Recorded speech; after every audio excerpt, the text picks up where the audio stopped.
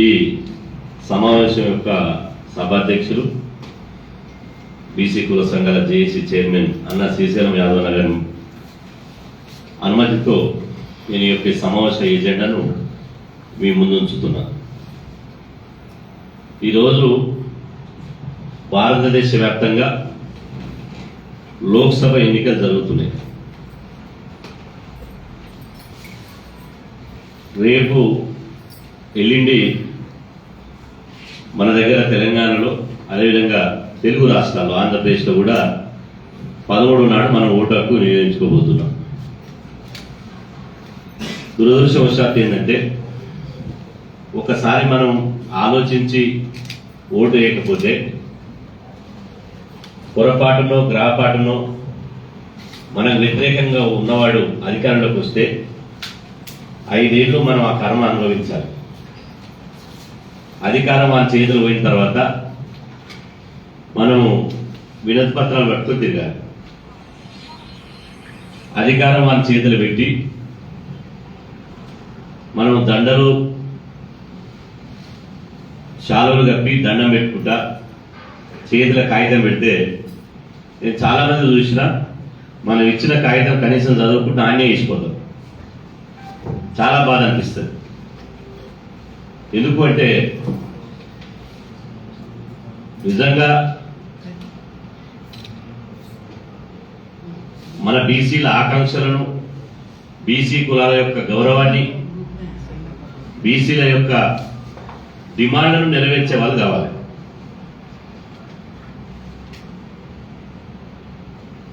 ఇప్పుడు జరిగే ఎన్నికలు మళ్ళీ చెప్తున్నా, ఇది గల్లీ ఎన్నికలు కాదు, ఢిల్లీ ఎన్నికలు.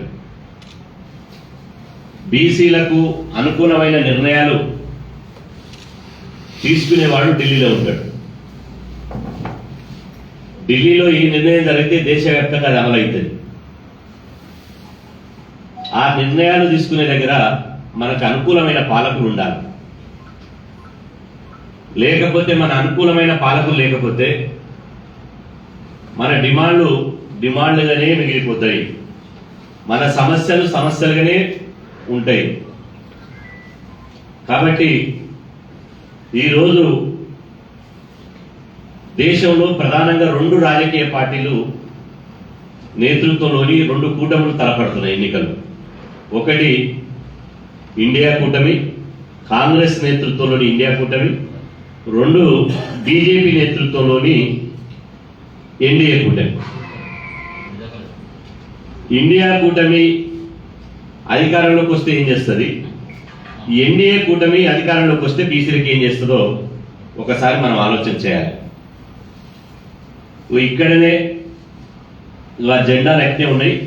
ఇదే ఎల్బీ స్టేడియంలో గౌరవ ప్రధాని నరేంద్ర మోదీ గారు నిన్న బహిరంగ సభ పెట్టిపోయారు. బహిరంగ సభ పెట్టిపోయి ఆ బహిరంగ సభలో తను ఏం మాట్లాడతాడంటే 10 ఏళ్ల కాలంలో వారు పరిపాలన చేసిన కాలంలో ఈ దేశానికి ఏం చేసింది అనేది ఏం మాట్లాడతలేదు. ఈ దేశంలో పేదరిక నిర్మూలన జరిగింది, ఎంత జరిగింది? ఈ దేశంలో అక్షరాస్యత ఎంత నిర్మూలించగలిగారు? ఈ దేశంలో కుల వివక్షత ఎంత నిర్మూలించగలిగారు? ఈ దేశంలో అత్యాచారాలు, అవమానాలు ఎంత నిర్మూలించగలిగారు? ఈ దేశంలో అన్ని వర్గాలను ఎంత అభివృద్ధి చేశారని చెప్పడం లేదు. మీటింగ్ పెడితే దేవుడు, మతము, పాకిస్తాను, చైనా ఏదైతే సెంటిమెంట్ ఉన్నాయో అవే ముచ్చట చెప్తున్నారు. నిజంగా భారతదేశాన్ని 140 కోట్ల మంది ఉన్నటువంటి భారతదేశాన్ని ప్రపంచ దేశంలో ఎట్లా నెంబర్ 1గా నిలబెట్టాలి? భారతదేశం బాగుపడాలంటే ఒక్కటే గుర్తుపెట్టుకోండి, భారతదేశం బాగుపడాలంటే బీసీలు బాగుపడకుండా భారతదేశం బాగుపడదు. నరేంద్ర మోదీ గారు స్వర్ణ భారత్, అఖండ భారత్ అంటున్నారు. స్వర్ణ భారత్ అంటే ఏంది? బంగారు భారత్. మరి అఖండ భారత్, స్వర్ణ భారత్ అంటే నోటితోటి అయితే అవుతుందా? ఈ దేశంలో 60% ఉన్నటువంటి 70 కోట్ల మంది బీసీలను అభివృద్ధి చేయకుండా స్వర్ణ భారత్ కాదు. 70 కోట్ల మంది బీసీలను అభివృద్ధి చేయకుండా అఖండ భారత్ కాదు. ఈ స్వర్ణ భారత్ అఖండ భారత్ కావాలంటే 70 కోట్ల మంది బీసీలను అభివృద్ధి చేయాల్సినటువంటి అవసరం ఉన్నది. అది చెప్పకుండా నిన్న ఇక్కడ వచ్చి నేను ముస్లిం రిజర్వేషన్ రద్దు చేసి ఆ ముస్లిం రిజర్వేషన్లను రద్దు చేసిన రిజర్వేషన్లను నేను బీసీ ఎస్సీ ఎస్టీలకు పంచుతా అంటున్నాడు. వాస్తవంగా బీసీ ఎస్సీ ఎస్టీ రిజర్వేషన్లు ఎంత ఉన్నాయి? 50% ఉన్నాయి. ముస్లిం రిజర్వేషన్లు ఎంత ఉన్నాయి? 4% ఉన్నాయి. మరి ఈరోజు ఒకసారి ఆలోచన చేస్తే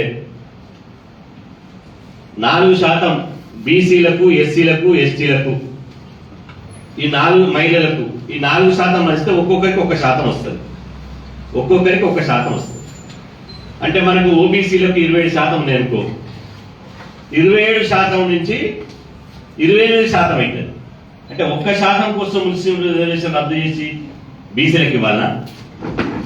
మేము అడగడం లేదేది. మా జనాభా ఎంత ఉందో మా జనాభా దామాష్ ప్రకారం రిజర్వేషన్ ఇవ్వాలంటున్నాము. మన జనాభా 60% ఉంది, కనీసం 50% రిజర్వేషన్ ఇవ్వాలంటున్నాం. ఎవరి నోటికాడు ముద్ద గుంజుకొని మనకి ఇవ్వాలంటలేము. ఇవాళ నేను ఈ వేదిక ద్వారా అందరి కుల సంఘాల సాక్షిగా నేను ఒకటి అడుగుతున్నా. గౌరవ భారత ప్రధానమంత్రి నరేంద్ర మోదీ గారు, అయ్యా ముస్లిం రిజర్వేషన్ రద్దు చేస్తావా?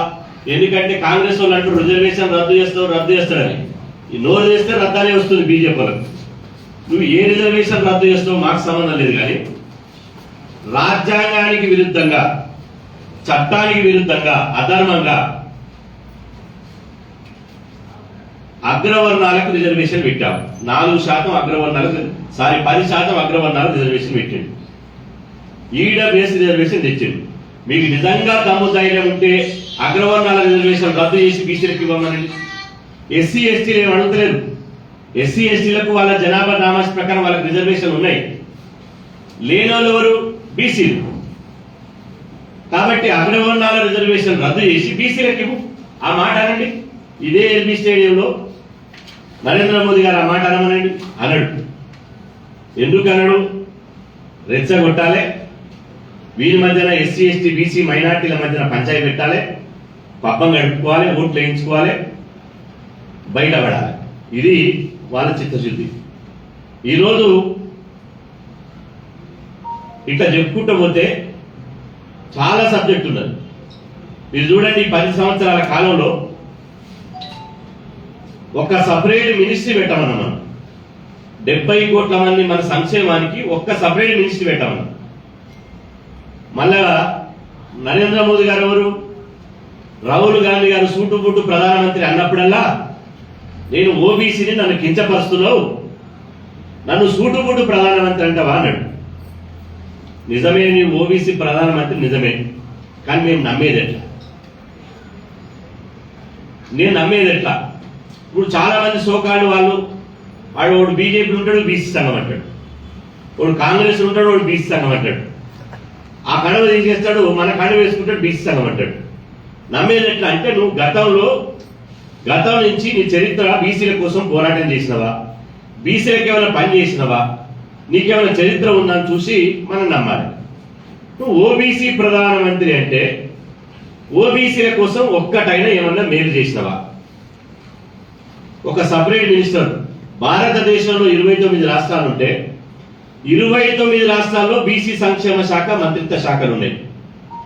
అదేవిధంగా సోషల్ వెల్ఫేర్ మంత్రిత్వ శాఖలు ఉన్నాయి. ఎస్సీ మంత్రిత్వ శాఖ ఉంది, ఎస్టీ మంత్రిత్వ శాఖ ఉంది.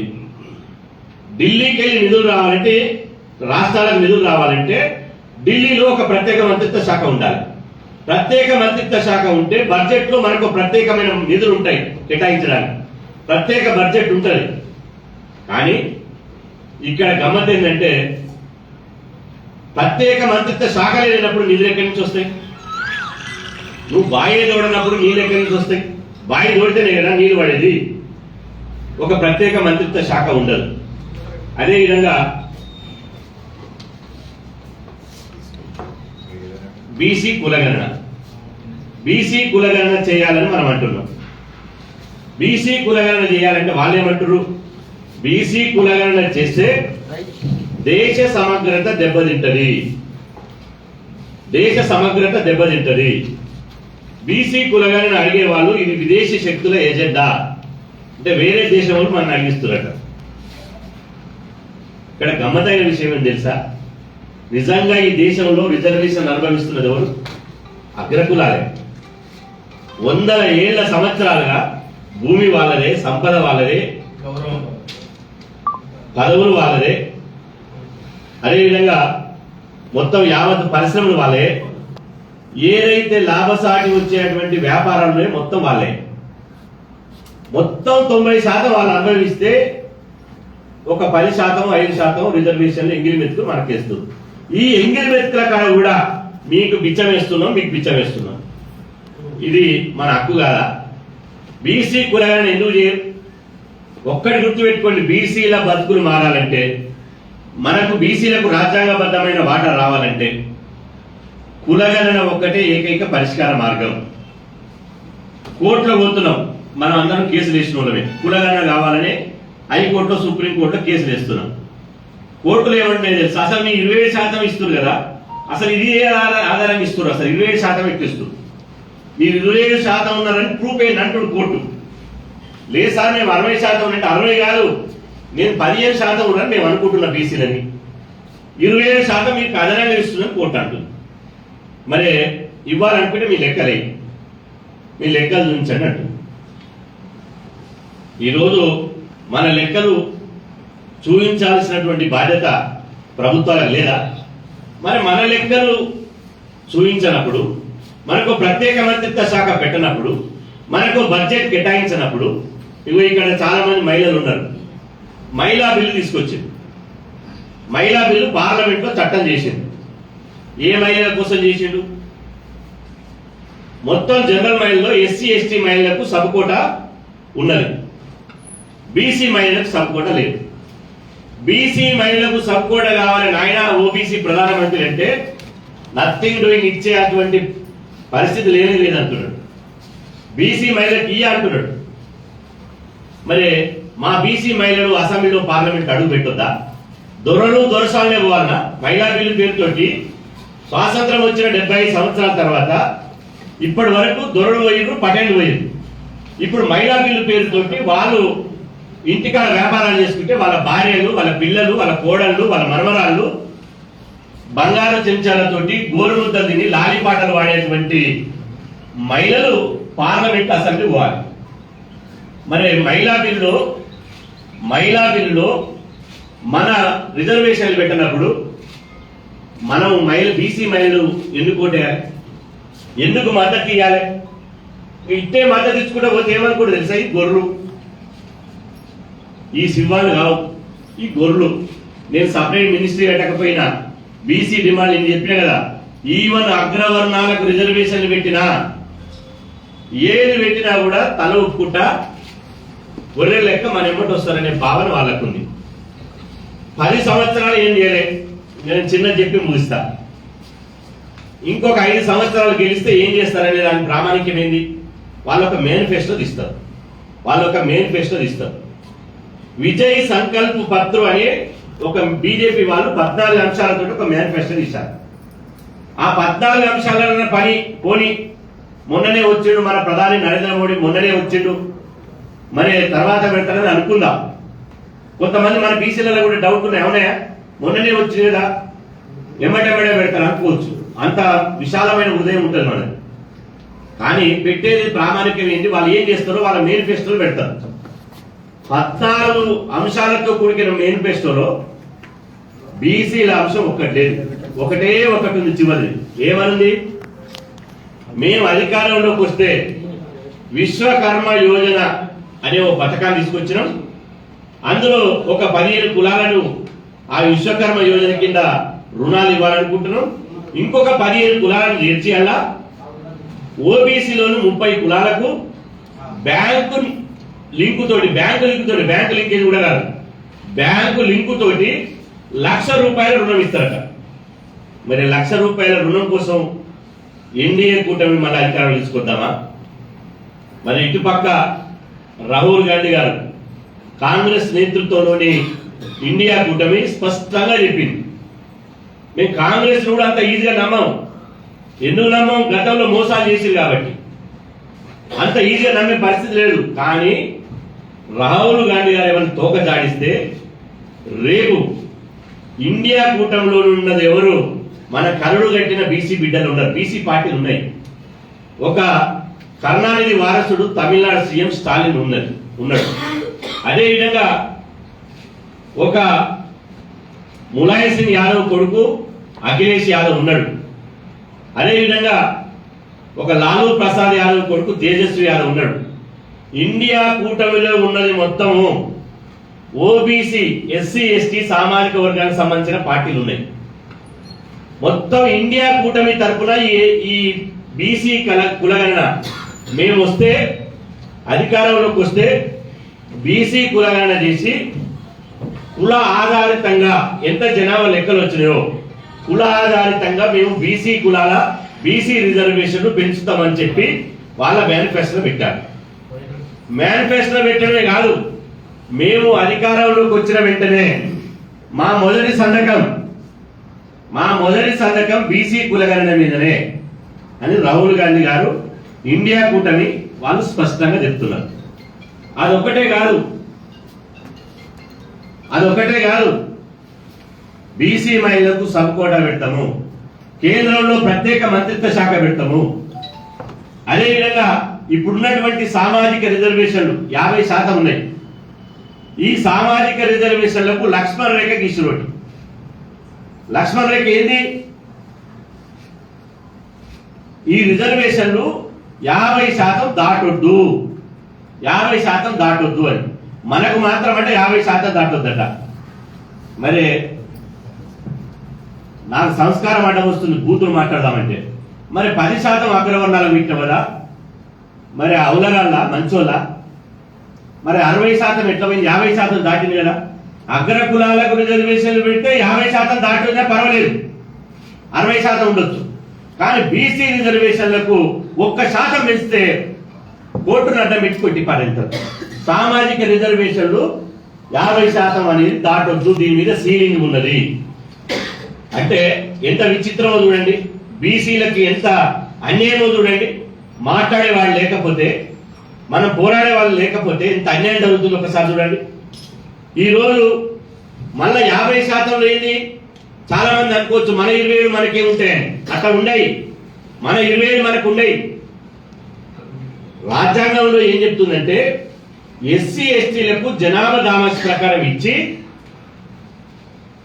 సుప్రీంకోర్టు చెప్పింది ఎస్సీ ఎస్టీలకు జనాభా దామాష ప్రకారం ఇచ్చి మిగిలితే బీసీలకు ఇవ్వండి అన్నాడు. మిగిలితే మొన్న స్థానిక సంస్థల ఎన్నికల్లో ఓబీసీ మన బీసీ రిజర్వేషన్లు 13 జిల్లాల్లో మిగలే మొత్తం ఎస్సీ ఎస్టీ అయిపోయి కథం 50% అయిపోయింది. మరి ఎక్కడ మిగులుతుంది? ఎస్సీ ఎస్టీ జనాభా అధికంగా ఉన్నటువంటి దగ్గర ఓబీసీ రిజర్వేషన్లు లేవు. అంటే ఎంత విచిత్రం చూడండి. ఓబీసీలకు ఒక మాట చెప్పాలంటే, మనకు ఇప్పుడున్న రిజర్వేషన్లు తుమ్మితో మూసిపోయే ముక్కు లాంటివి. ఇట్లా తుమ్మితో ఊసి కింద పడుతుంది. మనకి ఈ రిజర్వేషన్లకు రాజ్యాంగబద్ధత లేదు, చట్టబద్ధత లేదు, ఏమీ లేదు. అంటే ఇంత అన్యాయం దేశంలో ఏ వర్గానికైనా జరుగుతుందా? ఇక ఓబీసీ ప్రధానమంత్రి చేసిన ఘనకార్యం ఏంటంటే, ఈయన ఘనకార్యం వల్ల ఈ దేశంలో అగ్రవర్ణాల ప్రధానమంత్రులేమో మన ఓబీసీలకు విద్యా ఉద్యోగాల రిజర్వేషన్ పెట్టారు. కానీ ఓబీసీ ప్రైమ్ మినిస్టర్ మాత్రం అగ్రవర్ణాలకు రిజర్వేషన్ పెట్టారు. ఓబీసీ అనుకుంటున్నటువంటి ప్రైమ్ మినిస్టర్ అగ్రవర్ణాలకు రిజర్వేషన్ పెట్టింది. అంటే ఇంటి దీపం అని ముద్దాడితే మూతి గాలినట్టుంది. మన ఇంటి దీపం అని ముద్దాడితే మూతి గాలినట్టుంది. ఇవాళ ఒక్కసారి ఆలోచన చేయండి. దేశంలో ఒకవేళ ఇండియా కూటమి అధికారంలోకి వస్తే దేశవ్యాప్తంగా ఉన్నటువంటి ఓబీసీ కులాల లెక్కలు జరుగుతాయి. మనం ఇంకో డిమాండ్ కూడా పెట్టాం, ఓబీసీ రిజర్వేషన్లు కూడా ఒకరిద్దరు తన్నుకపోద్దు. మనకు అమ్మ పండు దొరికిందంటే బిడ్డ 5 పంచుకొని తిన్నట్టు ఏదో మహాభారతమేనా? ఇవాళ ఈ రిజర్వేషన్లో కూడా విద్యా ఉద్యోగాల్లో ఎట్లయితే ఏబిసిడి వర్గీకరణ ఉందో కేంద్రంలో కూడా ఏబిసిడి వర్గీకరణ కావాల్సిందే. ఎవరి మాట వారికి దక్కాల్సిందే. మనం అన్నతో వారితోటి దొరలతోటి పటేళ్లతో కొట్లాడి మన తమ్ముని నోటి కడుపు ముద్ద మనం గుంజుకోవద్దు. అది న్యాయం కాదు. ఎవరి జనాభా ఎంత ఉందో, మా భూసరుల జనాభా ఎంత ఉందో వాళ్ళకి వాట దక్కాలి. మన ఒడ్డరుల జనాభా ఎంత ఉందో వాళ్ళ వాట దక్కాలి. మన రజకుల జనాభా ఎంత ఉందో వాళ్ళ వాట దక్కాలి. మన గంగిరెత్తుల జనాభా ఎంత ఉందో వాళ్ళ వాట వాళ్ళకి దక్కాలి. అదేవిధంగా నాయ బ్రాహ్మణుల జనాభా ఎంత ఉందో వాళ్ళ వాట వాళ్ళకి దక్కాలి. మన వాట ఎవరి వాట వాళ్ళకి దక్కాలి. ఈ దక్కాలంటే కులాల లెక్కలు కావాలి. లెక్కలు కావాలంటే ఇండియా కూటమి ఢిల్లీ పీఠ మీద కూర్చోవాలి. ఇంత స్పష్టంగా మన కళ్ళ ముందు ఉన్నప్పటికీ మనకు అర్థమైపోయింది. మనం ఏం చేద్దాం?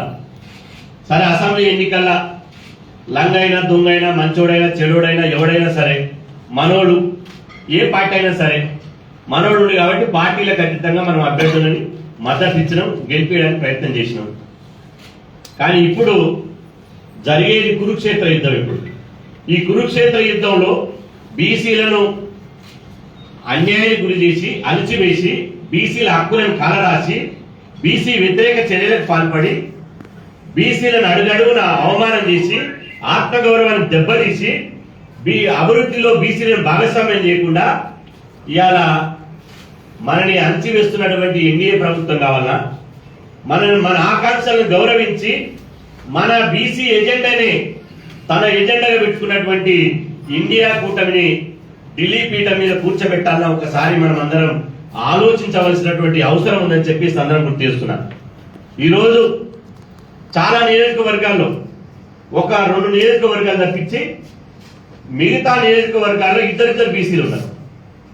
అదేవిధంగా ఇండియా కూటమి నుంచి ఉన్నారు, బీజేపీ నుంచి ఉన్నారు, టిఆర్ఎస్ నుంచి ఉన్నారు. కానీ ఇది జరిగేటువంటి పోరాటం ఢిల్లీ పోరాటం కాబట్టి దేశంలో మన మండల్ కమిషన్ సిఫార్సులు అమలు కోసం మళ్ళొకసారి పోరాటం చేయాల్సి ఉంటుంది. కాబట్టి మండల్ కమిషన్ సిఫార్సు అమలు చేస్తామని వాళ్ళు చెప్తున్నారు. కాబట్టి మన డిమాండ్లను వాళ్ళు పరిష్కరిస్తామని చెప్తున్నారు. కాబట్టి మేము గతంలో మా బీసీ సంక్షేమ సంఘం స్టేట్ కార్యవర్గం పెట్టాం, ఒక తీర్మానం చేసినాం. అదేవిధంగా మేధావులతోటి మొత్తం ప్రొఫెసర్లు మేధావులతో సోమాజిగూడ ప్రెస్ క్లబ్ లో పెట్టాం, ఒక తీర్మానం చేసినాం. ఆ తర్వాత రిటైర్డ్ జడ్జీలు చాలా మందితో ఇక్కడ సెంట్రల్ కోర్టు లో పెట్టినాం, అక్కడ కూడా చర్చ జరిగినాక తీర్మానం చేసినాం. ఇవాళ బీసీ కుల సంఘాల సమావేశం పెట్టినాం. కాబట్టి ఇట్లాంటి క్లిష్ట సమయంలో తడబడకుండా ఎలాంటి ఎవరిపాటు లేకుండా స్పష్టంగా సూటిగా మన జాతికి ఉమ్మడిగా ఒక పిలుపు ఇవ్వాల్సిన అవసరం ఉంది. ఒకటే పిలుపు, మా ఆకాంక్షలను గౌరవించిన వాళ్ళకే బీసీ కులాల మద్దతు ఉంటుంది. మమ్మల్ని మా బతుకుల గురించి ఆలోచించిన వాళ్ళకే బీసీ కులాల మద్దతు ఉంటుంది. మా డిమాండ్లను నెరవేరుస్తున్నారు కాబట్టి మీకు బీసీ కులాల మద్దతు ఉంటుందనే ఒక డిమాండ్ తోటి మనం ఒక ఎజెండా తోటి ఇవాళ ముందుకు పోతున్నాం. కాబట్టి ఈ ఎన్నికల లోపల ఇండియా కూటమి ఒక్క తెలంగాణ కాదు, మొత్తం భారతదేశం అంతా రేపు ఎన్నికలు కాగానే అందరూ ఎవరు వస్తారో రండి. ఎన్నికలు కాగానే యూపీ తిరుగుతాం, పంజాబ్ తిరుగుతాం, హర్యానా తిరుగుతాం, ఢిల్లీ పోతాం, దేశమంతా తిరుగుతాం. దేశమంతా తిరిగి ఇలా ఈ ఎన్డీఏ ప్రభుత్వాన్ని, ఈ బీజేపీ ప్రభుత్వాన్ని గద్దెదించి ఎవరైతే బీసీల మేలు కోసం మేము చేస్తామని అంటున్నారో వాళ్ళని గద్దె మీద కూర్చోబెట్టి మన హక్కులు సాధించుకోవడం కోసం మనం ముందుకు సాగుదాం. మనం కనుక ఇంకొక స్టెప్ ఒక చిన్న చెప్పి మర్చిపోయాను. మేము మొన్న సంక్రాంతి రోజు ఢిల్లీలో రాహుల్ గాంధీ గారితో సమావేశమైనాం. వారు రాష్ట్రానికి ఒకరిని పిలిచారు, ఓబీసీ సంఘాలు. తెలంగాణ నుంచి నన్ను ఒక్కరిని పిలిచారు, నేను పోయినా. 1 గంట 45 నిమిషాలు మాట్లాడారు ఆయన. 1 గంట 45 నిమిషాలు మాట్లాడారు. ఒక్కొక్కరు మాట్లాడేటప్పుడు నా వంతు వచ్చింది. నా వంతు రాగానే నేను అనుకున్న 10 నిమిషాలు 15 నిమిషాలు మాట్లాడితే అయ్యేది కాదు, పోయేది కాదు. ఎందుకంటే ఈయన భవిష్యత్తులో ఒక కీలకమైన పదవిలో ఉంటాడు కాబట్టి ఉన్నదే పర్ఫెక్ట్ గా మాట్లాడదామని చెప్పిన రాహుల్ గాంధీ గారు, మిమ్మల్ని మీరు దేశవ్యాప్తంగా కులగణన చేస్తానంటున్నారు. గతంలో మండల్ కమిషన్ సిఫార్సులు మీరు తొక్కిపెట్టారు, అమలు చేయాలని ఒక అపవాదం ఉంది. కాబట్టి మిమ్మల్ని ఎట్లా నమ్మాలి, మిమ్మల్ని ఎట్లా బీసీలంతా విశ్వసించాలి దేశంలో అనేది. ముఖ్యంగా మా తెలుగు రాష్ట్రాల్లో మేము తెలుగు వాళ్ళం నిన్ను ఎట్లా విశ్వసించాలి, కాంగ్రెస్ పార్టీని ఎట్లా విశ్వసించాలి, మాకేంది షూరిటీ ఏంది, గ్యారెంటీ ఏంది, ఎట్లా మోదీ గ్యారెంటీ అని నరేంద్ర మోదీ గారు పెట్టారు. ఆయన మోదీ గ్యారెంటీ ఎవరికి? అగ్రవర్ణాలకే మోదీ గ్యారెంటీ, బడుగులకు లేదు మోదీ గ్యారెంటీ. మోదీ గ్యారెంటీ ఉంటే 10 ఏళ్లలో ఉండాలి, లేకపోతే మోదీ గ్యారెంటీ ఉంటే నీ యొక్క మేనిఫెస్టోలో ఉండాలి. మోదీ గ్యారెంటీ లేదు, మరి రాహుల్ గ్యారెంటీ ఏందని అడిగి అంటే ఏం చేయాలని నువ్వే చెప్పు అదే అన్నాడు. అంటే మీరు ఏ రాష్ట్రంలోనైతే అధికారంలో ఉన్నారో మిమ్మల్ని నమ్మాలంటే ఫస్ట్ అక్కడ కులగానే స్టార్ట్ చేయండి. మీరు ఫస్ట్ అక్కడ కులగానే స్టార్ట్ చేయండి, అప్పుడు నమ్ముతామని చెప్పి ఎమ్మటే పిఎని పిలిచి ఇది నోట్ చేసుకొని రేవంత్ రెడ్డి గారితో మాట్లాడు, ఎప్పటికప్పుడు వారం రోజుల్లో స్టార్ట్ చేయాలి. ఈ తెలంగాణ జాజా శ్రీనివాస్ గౌడ్ ఈ కేమ్ ఫ్రమ్ తెలంగాణ, ఈ టోల్డ్ దిస్ ఇంపార్టెంట్ ఎజెండా. ఎమ్మటే రాహుల్ గాంధీతో మాట్లాడంటే వెంటనే పిఏ రాహుల్ గాంధీ మన రేవంత్ రెడ్డితో మాట్లాడి మళ్ళీ పిఏ నాకు మెసేజ్ పెట్టాడు, నువ్వు ఇట్లా మాట్లాడినావు, మీరు ఫాలోఅప్ చేసుకోండి. వెంటనే సీఎం ఆఫీస్కి నాకు ఫోన్ వచ్చింది, అన్న మేము అందరం ఉరుకుతుంది, ఏమైనా ఢిల్లీకి వెళ్ళి ఫోన్ వచ్చింది, వెంటనే మేము క్యాస్ట్ సెన్సెస్ స్టార్ట్ చేస్తున్నాం. వారు అధికారంలో ఉన్నటువంటి వాళ్ళు కూటమి ఉన్నటువంటి మహారాష్ట్రలో స్టార్ట్ చేశారు, అదేవిధంగా వాళ్ళు ఇక్కడ ఉన్నటువంటి తెలంగాణలో స్టార్ట్ చేశారు. మీకు తెలుసు ఎమ్మటే క్యాబినెట్ నిర్ణయం తీసుకున్నారు, అదేవిధంగా అసెంబ్లీ తీర్మానం చేశారు. అసెంబ్లీ తీర్మానం చేసినాక జీవో నెంబర్ 26 ఈ తెలంగాణ రాష్ట్రంలో కులగణన చేయడానికి జీవో నెంబర్ 26 తీశారు. ఈ కులగణన చేపట్టడానికి 150 కోట్ల బడ్జెట్ పెట్టారు. అందుకోసమే కాంగ్రెస్ మీద బీసీలకు విశ్వాసం వచ్చింది. గతంలో ఉన్న రాహుల్ వేరు, గతంలో ఉన్న కాంగ్రెస్ పార్టీ వేరు, ఇప్పుడు వేరు అనే ఉద్దేశంతో ఈ యొక్క ఇండియా కూటమి మద్దతుగా బీసీ కుల సంఘాలందరూ నిలబడాలని తీర్మానం చేయాలని మీ అందరికీ నేను విజ్ఞప్తి చేస్తున్నాను.